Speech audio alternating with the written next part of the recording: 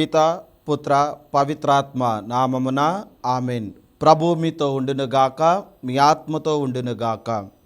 పునీత యోహాను గారు వ్రాసిన పవిత్ర సువిశేషములోని భాగము. ప్రభువా మీకు మహిమ కలుగునుగాక. యోహాను శుభవార్త 12వ అధ్యాయము. యోహాను శుభవార్త 12వ అధ్యాయము పవిత్ర వచనములు 27 నుండి 36 వరకు. ఇప్పుడు నా ఆత్మ కలవరపడుచు ఉన్నది, నేనేమి చెప్పను? ఓ తండ్రి, ఈ గడియ నుండి నన్ను కాపాడుము. లేదు, నేను వచ్చినది ఈ గడియ నిమిత్తమే కదా. ఓ తండ్రి, మీ నామమును మహిమపరపుము అనెను. అంతటా ఆకాశం నుండి ఒక స్వరము ఇట్లు వినిపించెను, నేను దానిని మహిమపరచితిని, మరలా మహిమపరచెదను. అక్కడ ఉన్న జనసమూహము అది విని మేఘము గర్జించినది అనిరి. కొందరు దేవదూత ఆయనతో మాట్లాడెను అనిరి. కానీ యేసు, ఈ శబ్దము నా కొరకు రాలేదు, అది మీ కొరకే వచ్చినది. ఇప్పుడు ఈ లోకమునకు తీర్పు చెప్పబడుచున్నది. ఈ లోకాధికారి వెలుపలకు త్రోసివేయబడును. నేను భూమి నుండి పైకి ఎత్తబడినప్పుడు అందరినీ నా యొద్దకు ఆకర్షింతును అని పలికెను. యేసు తాను ఏ విధమున మృతి చెందవలసి ఉన్నదో సూచించుటకై ఈ మాట చెప్పెను. జనసమూహము ఆయనను, క్రీస్తు ఎల్లప్పుడూ ఉండునని మేము ధర్మశాస్త్రమున వినియుంటిమి, మరి మనుష్య కుమారుడు పైకెత్తబడవలనని నీవు ఎట్లు చెప్పుచున్నావు? ఈ మనుష్య కుమారుడు ఎవడు అని ప్రశ్నించిరి. అందుకు యేసు, ఇంకను కొంతకాలము వెలుగు మీ మధ్య ఉండును. చీకటి మిమ్ము కమ్ముకొనక ముందే వెలుగు ఉండగా నడుపును. చీకటిలో నడుచు వారికి తాను ఎటు వెళ్ళుచున్నాడో తెలియదు. మీరు వెలుగు పుత్రులుగా ఉండుటకు వెలుగు ఉండగానే మీరు ఆ వెలుగునందు విశ్వసింపుడు అనెను. ఈ మాటలు చెప్పి యేసు వారికి కనుమరుగైపోయెను. ఇది క్రీస్తు సువిశేషము. క్రీస్తువా మీకు స్తుతి కలుగునుగాక.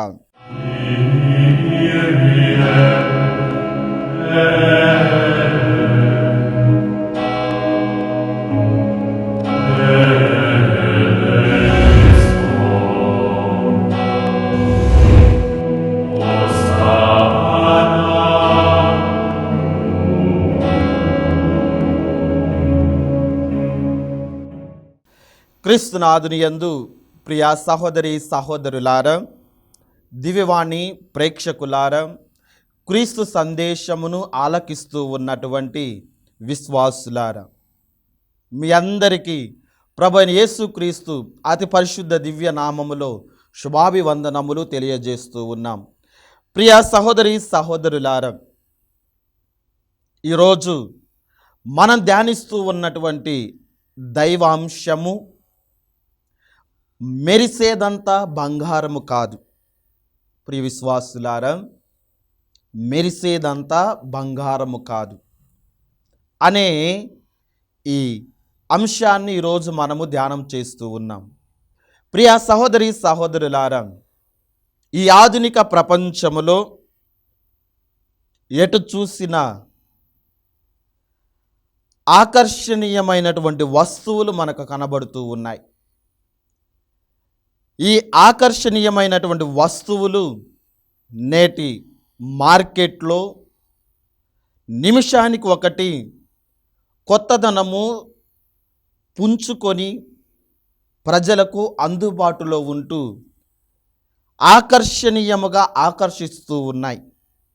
ప్రియ సహోదరి సహోదరులారా, ఈ ఆధునిక ఆకర్షణీయములతో మనిషి ప్రతి నిత్యము ఈ ఆకర్షణీయలకు గురవుతూ చివరకు ఈ ఆకర్షణీయాలతో తనలో ఉన్నటువంటి మానవత్వాన్నే కాక దైవత్వాన్ని కూడా కనుమరుగు చేస్తూ ఉంటూ ఉన్నారు అనటములో ఎటువంటి అతిశయోక్తి లేదు. ప్రియ విశ్వాసులారా, ఎందుకు అంటే అందముగా ఆకర్షణీయముగా కనిపించేవన్నీ కూడా విశ్వాసి యొక్క ఆత్మీయ జీవితానికి ఎదుగుదలకు దోహదపడుతూ ఉన్నాయా అని అనుకుంటే, ప్రశ్నించుకుంటే అది ఒక ప్రశ్నార్థకమే. ప్రియ సహోదరి సహోదరులారా, పరిశుద్ధ గ్రంథమును గమనించినట్లయితే అనేక మంది ఈ ఆకర్షణకు గురై వారి యొక్క జీవితాలనే విచ్ఛిన్నము చేసుకుంటూ ఉన్నారు. మనం బైబిల్ గ్రంథాన్ని లోతుగా ధ్యానం చేస్తే అనేక మంది ఈ ఆకర్షణకు లోనై ఈ ఇహలోక వస్తువులకు ఆకర్షితులై వారి యొక్క ఆత్మీయ జీవితాన్ని కూడా అనేక విధాలుగా విచ్ఛిన్నము చేశారు అనటములో ఎటువంటి ప్రశ్నార్థకము లేదు ప్రియ విశ్వాసులారు. అందుకే పరిశుద్ధ గ్రంథములో అనేక మంది ఆకర్షితులై ఈ యొక్క ఆత్మీయ జీవితాన్ని ఒక గుణపాఠముగా మనకు నేర్పుతూ ఉన్నారు. అనగా వారందరూ మనకు నేర్పే పాఠము ఒకే ఒకటి, అదే మెరిసేదంతా బంగారము కాదు. ప్రియ సహోదరి సహోదరులారా, ఆది కాండములో మనం చూస్తూ ఉన్నాం, దేవుడు అవ్వ ఆదాములను సృజించి ఉన్నాడు. అవ్వ ఆదాములకు సర్వాధికారాన్ని ఇచ్చాడు. సృష్టికి ప్రతిరూపముగా చేసి సృష్టిపై సర్వాధికారాన్ని ఇచ్చాడు. అయితే దేవుడేం చేస్తూ ఉన్నాడు? ఆది కాండము 2వ అధ్యాయము 15-16 వచనాలలో మన వాక్యాన్ని ఈ విధముగా చదువుతూ ఉన్నాం. దేవుడైన యావే నరును కొనిపోయి ఏదోను తోటను సాగు చేయుటకు కాచుకొనుచు దానిలో ఉంచెను. 16వ వచనము చాలా ముఖ్యమైనది ప్రియులారా. నీవు తోటలో ఉన్న ప్రతి చెట్టు పండును నిరభ్యంతరముగా తినవచ్చును, కానీ మంచి చెడలనిచ్చు తెలివినిచ్చు చెట్టు నుండి మాత్రము నీవు తినరాదు. నీవు దానిని తిను దినమున తప్పక చనిపోవుదు అని దేవుడైన యావే నరుని ఆజ్ఞాపించిన ప్రియులారు. చూడండి, ఆదిలోనే యవ్వ ఆదాములు ఆ పండును చూచి, దేవుడు తినవద్దు అని పలికినటువంటి ఆ పండును చూచి, దేవుడు ఆ పండు వంక చూడవద్దు అని ఆజ్ఞాపించినటువంటి ఆ పండును చూచి ఆకర్షితులవుతూ ఉన్నారు. ప్రియ సహోదరి సహోదరులారా, ఆది కాండం 3వ అధ్యాయము 6వ వచనములో వాక్యాన్ని ఈ విధముగా చదువుతూ ఉన్నాం. స్త్రీ కన్నులకు ఆ చెట్టు ఇంపుగా కనబడెను, దాని పండు తింటకు రుచిగా ఉండునని తోచెను. ఆ పండు వలన తెలివితేటలు కలిగిన ఎంత బాగుండును అని ఆమె తలంచెను. అట్లనుకొని ఆమె ఆ చెట్టు పండు కోసి తాను తిని తనతో పాటునున్న తన భర్తకు ఇచ్చెను. అతడు తినెను. అప్పుడు వారిద్దరి కన్నులు తెరవబడెను. తాము దిశమలతో ఉన్నట్లు వారు తెలుసుకొనిరి. అంజూరపు ఆకులు కుట్టి మొలకు కట్టుకొనిరి. ప్రియ సహోదరి సహోదరులారా, ఇక్కడ చూడండి వాక్యము. స్త్రీ కన్నులకు ఆ చెట్టు, ఆ పండు ఇంపుగా ఉన్నది, అనగా ఆ పండు ఆకర్షిస్తూ ఉన్నది ప్రియులారా. ఆ సర్పము కూడా తన మాటలతో ఆ అవ్వను ఆకర్షిస్తూ ఉంది. తన మాటలను ముచ్చటతో ప్రారంభిస్తూ ఉన్నది. ఈ విధముగా ఆ పండు తినాలనే కోరిక, ఆకర్షణ ఆమెలో బలముగా నాటుకుపోతూ ఉన్నది ప్రియుల. అందుకే ఆకర్షించిన విధముగా ఆ పండును కోసి తినటం మాత్రమే కాదు, తన భర్తకు కూడా ఇస్తూ వారిరువురు కూడా దానిని భుజిస్తూ ఉన్నారు, అనగా దానికి ఆకర్షితులవుతూ ఉన్నారు. ప్రియ సహోదరి సహోదరులారా, ఎప్పుడైతే ఆ ఆకర్షణకు గురవుతూ ఉన్నారో వారి జీవితం మారిపోతూ ఉంది, పతనము ప్రారంభమవుతూ ఉన్నది ప్రియులారా. అప్పటి వరకు కూడా వారిరువురు దేవుడితో కలిసి నడిచినటువంటి వారు, అప్పటి వరకు కూడా దేవునితో అడుగులు వేసినటువంటి వారిరువురు ఎప్పుడైతే ఆకర్షణకు గురవుతూ ఉన్నారో వారేం చేస్తూ ఉన్నారు? వెళ్ళి చెట్ల మధ్యన దాక్కుంటూ ఉన్నారు. వెళ్ళి పొదల మధ్యన దేవునికి వారి ముఖాన్ని చూపించటానికి భయపడుతూ ఉన్నారు ప్రియ విశ్వాసులారా. కారణం, ఆ పండుకు ఆకర్షితులవుతూ ఉన్నారు. ప్రియ సహోదరి సహోదరులారా, దేవునితో కలిసి జీవించే ఆ యొక్క మహోన్నతమైనటువంటి స్థితిని కోల్పోతూ ఉన్నారు. ప్రియ విశ్వాసులారా, మనం కూడా మన ఆత్మీయ జీవితంలో దేనికి ఆకర్షితులవుతూ ఉన్నాం? ప్రతి ఒక్కరము కూడా ఆత్మ పరిశీలన చేసుకోవాలి ప్రియ సహోదరి సహోదరులారా. ఆ తరువాత దేవుని పుత్రుడిగా పిలువబడే దావీదు మహారాజు ఈ ఆకర్షణకు గురై 2 ఆజ్ఞలకు వ్యతిరేకముగా పాపం చేస్తూ ఉన్నాడు. ప్రియులారా, దూరం నుండి చూస్తూ ఉన్నాడు, ఆకర్షణకు గురి అవుతూ ఉన్నాడు, పాపమును మూట కట్టుకుంటూ ఉన్నాడు. ఫలితముగా ప్రియ విశ్వాసులారా, దేవుని మందిరాన్ని నిర్మించలేకపోతూ ఉన్నాడు. తాను చేసినది ఇదిగో ఆకర్షణకు గురి అవుతూ ఉన్నాడు. ప్రియ విశ్వాసులారా, మన జీవితంలో కూడా మనం చూసే ఈ యొక్క దృష్టితో అనేకమైనవి ఆకర్షించబడుతూ ఉంటాయి. ఈ లోకంలో అనేక వస్తువులు మనలను ఆకర్షణకు గురి చేస్తూ ఉంటాయి. కానీ ఒక విశ్వాసిగా మనలను మనం నియంత్రించుకుంటూ ఉండాలి. ప్రియులారా, ఆ దావీదు తనను తాను నియంత్రించుకోలేకపోతూ ఉన్నాడు. అందుకే ఆకర్షణకు గురై తాను తప్పు మీద తప్పు చేస్తూ దేవుని మందిరాన్ని నిర్మించలేకపోతూ ఉన్నాడు. ప్రియ సహోదరి సహోదరులారా, ఈరోజున నీవు నేను కూడా మన దేహము దేవుని దేవాలయము, మన యొక్క శరీరము దేవునికి ఆలయమని మీకు తెలియదా అని పౌలు గారు పలుకుతూ ఉన్నారు.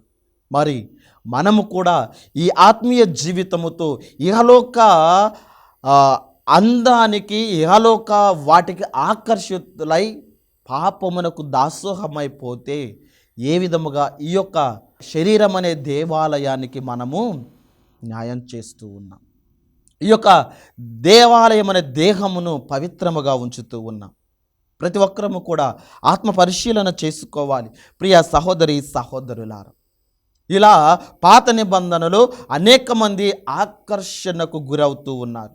ఇక నూతన నిబంధనలు మనం గమనించినట్లయితే ప్రియ సహోదరి సహోదరులారా, హెరోదు రాజు హెరోదియా అందానికి ఆకర్షితుడై, హెరోదు రాజు హెరోదియా అందానికి ఆకర్షితుడై తన సొంత తమ్ముడిని హత్య చేసి తన తమ్ముడు భార్య అయినటువంటి హెరోదియాను తన భార్యగా వివాహం చేసుకుంటూ ఉన్నాడు. చూడండి ప్రియ విశ్వాసులారా, ఆ అందానికి ఆకర్షితుడై ఎంత ఘోర పాపము చేస్తూ ఉన్నాడు, ఎంత ఘోర తప్పిదములు చేస్తూ ఉన్నాడు. చివరికి ఈ యొక్క విషయాన్ని ఖండించినటువంటి పునీత బాప్తిస్మ యోహాను గారిని కూడా చిరచ్ఛేదనం చేస్తూ ఉన్నాడు, అనగా హత్య చేస్తూ ఉన్నాడు.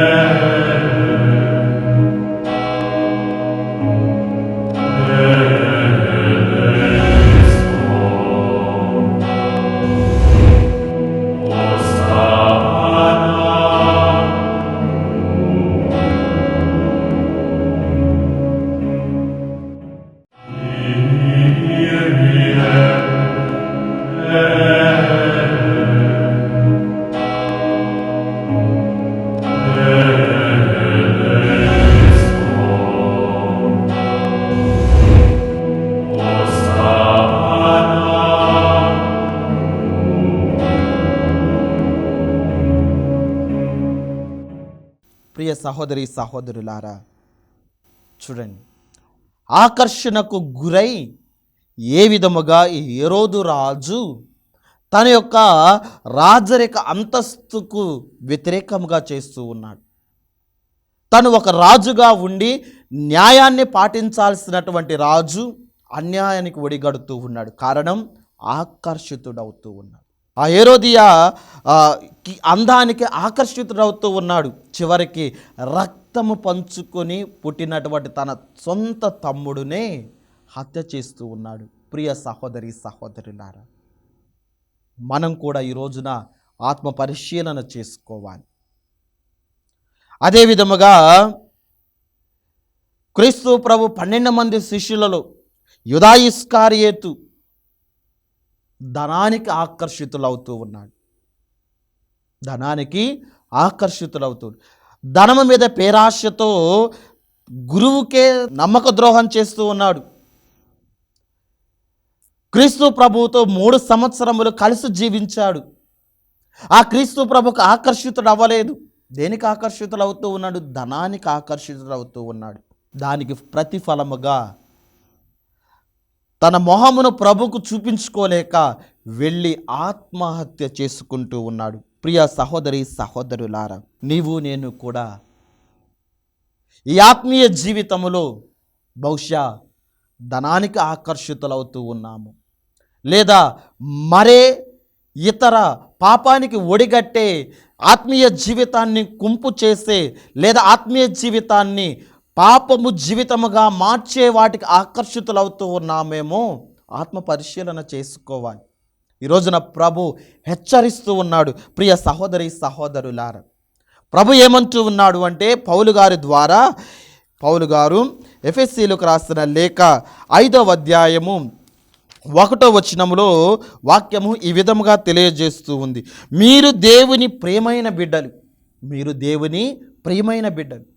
కనుక మీరు ఆయనను పోలి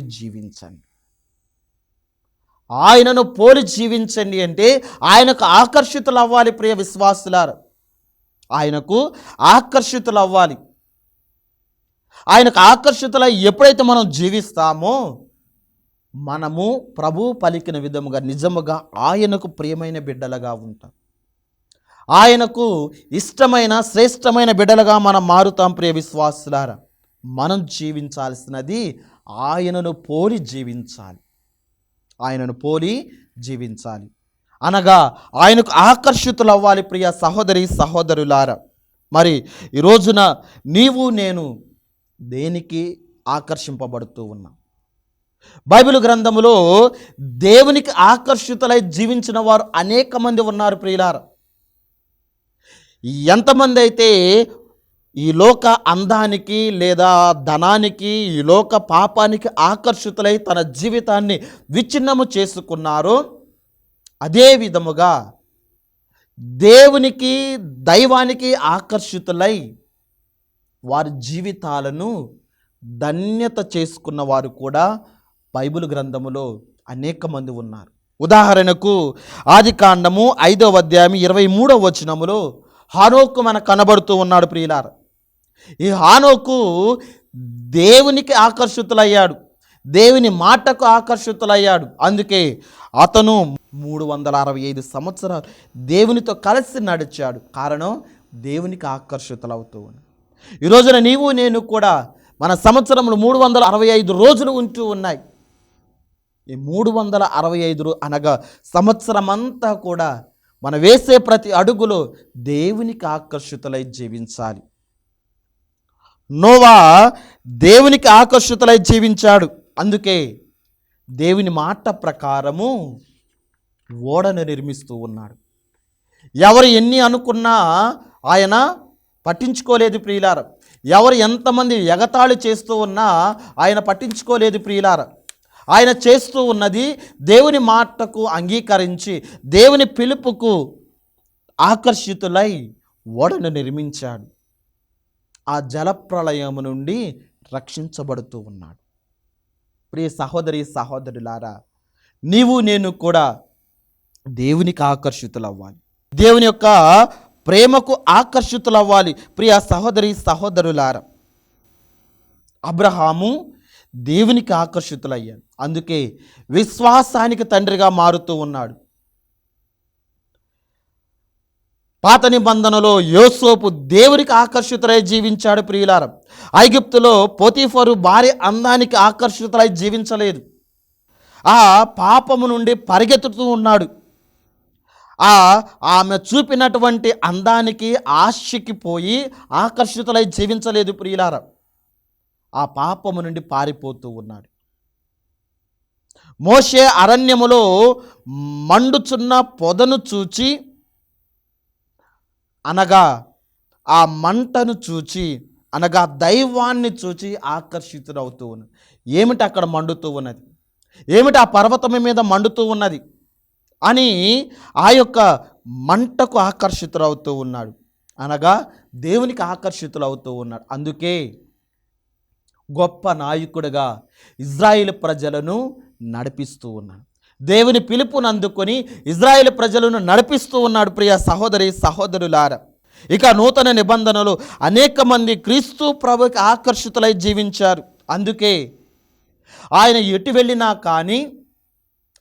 వెళ్ళినా కానీ ఎక్కడ వాక్యాన్ని బోధించినా కానీ అనేక మంది తండోపతండాలుగా వస్తూ ఉన్నారు. ప్రియులారు, అనేక మంది అద్భుతాలు పొందుతూ ఉన్నారు, అనేక మంది స్వస్థతలు పొందుతూ ఉన్నారు. కారణం క్రీస్తు ప్రభుకి ఆకర్షితులవుతూ ఉన్నారు.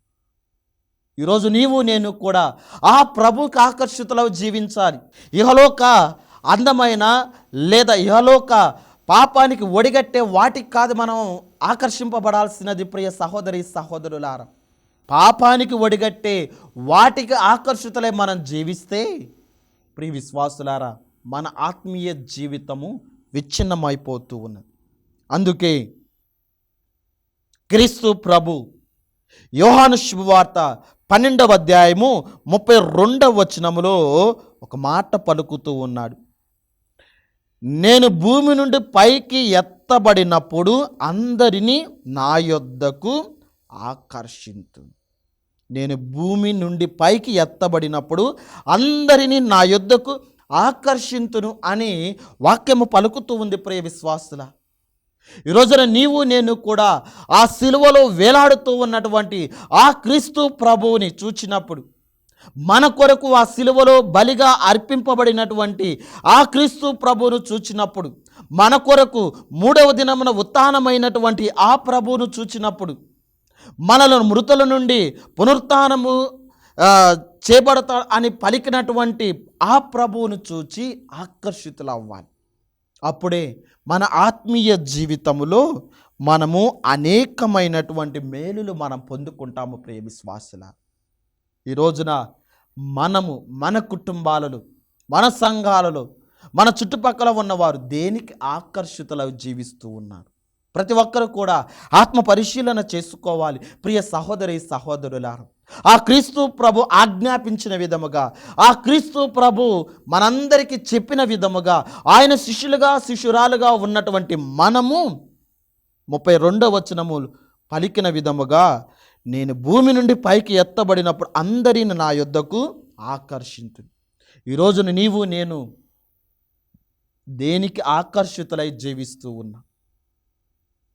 పాపము చేసే వాటికి ఆకర్షితులై జీవిస్తూ ఉన్నామా, లేదా మనలను మంచి మార్గములో నడిపించే వాటిని చూచి ఆకర్షితులవుతూ ఉన్నామా? అందుకే ఈరోజు మనం ధ్యానించే అంశము మెరిసేదల్లా బంగారము కాదు. ప్రియ విశ్వాసుల, మెరిసేదల్లా బంగారము కాదు. మనము మెరిసేదల్లా బంగారం అనుకొని తప్పుడు ద్రోవలో పయనించకూడదు. ప్రియ విశ్వాసులారా, అది ఈ రోజున ప్రభు మనందరికీ కూడా ఇచ్చే గొప్ప దైవ సందేశం. కాబట్టి ఈరోజు ఈ వాక్యాన్ని వింటూ ఉన్నటువంటి మనందరినీ కూడా ఆ ప్రభు దీవించి ఆశీర్వదించాలని, ఆ ప్రభు వైపు ఆకర్షితులు అవ్వాలి అని ఈ యొక్క ప్రార్థనలు వేడుకుంటూ మనందరము కూడా 2 కళ్ళు మూసుకొని చిన్న ప్రార్థన చేసుకొని వాక్యాన్ని ముగించుకుందాం. అందరం కూడా కళ్ళు మూసుకొని, దయగల తండ్రి, ప్రేమమయ, గడిచిన కాలం నుండి ఇప్పటి వరకు మమ్మల్ని అందరినీ నీరెక్కల మాటన కాచి కాపాడినందుకు మీకు వందనములు, కృతజ్ఞతలు చెల్లిస్తూ ఉన్నాం. ప్రభువా, ఇప్పటి వరకు వాక్యం ద్వారా మీరు మాతో మాట్లాడినందుకు మీకు వందనాలు, కృతజ్ఞతలు చెల్లిస్తూ ఉన్నాం. ప్రభువా, ఈ యొక్క పరిశుద్ధమైనటువంటి వాక్యాన్ని వింటూ ఉన్నటువంటి ఈ సమయంలో మేమందరము కూడా మీ యొక్క వాక్యానికి ఆకర్షితులై జీవించే బిడ్డలుగా దీవించండి. ప్రభువా, ఇహలోక వ్యామోహాలకు ఆకర్షితులు కాకుండా, పాపానికి ఆకర్షితులు కాకుండా జీవించే గొప్ప భాగ్యాన్ని మా అందరికీ దయచేయండి. ఎల్లప్పుడూ కూడా ప్రభు మీరు వాక్యములో పలికిన విధముగా క్రీస్తు ప్రభు పైకి ఎత్తబడినప్పుడు ప్రజలందరూ కూడా ఆయనకు ఆకర్షితులు జీవించాలని పలుకుతూ ఉన్నారు. ఈ యొక్క ఆత్మీయ జీవితములో, విశ్వాస జీవితంలో ప్రభు మేమందరము కూడా మీకు ఆకర్షితులై జీవించే గొప్ప భాగ్యాన్ని మా అందరికీ దయచేయమని ఈ మనవలన్నిటినీ కూడా మా నాథుడైన యేసుక్రీస్తు అతి పరిశుద్ధ దివ్య నామములో అడిగి వేడుకొనుచున్నాము తండ్రి. ఆమెన్. ప్రభు మీతో ఉండునుగాక, మీ ఆత్మతో ఉండునుగాక. సర్వశక్తిగల సర్వేశ్వరుడు పిత, పుత్ర, పవిత్రాత్మ మీ అందరిని దీవించి కాచి కాపాడునుగాక. ఆమెన్. పిత, పుత్ర, పవిత్రాత్మ నామమున ఆమెన్.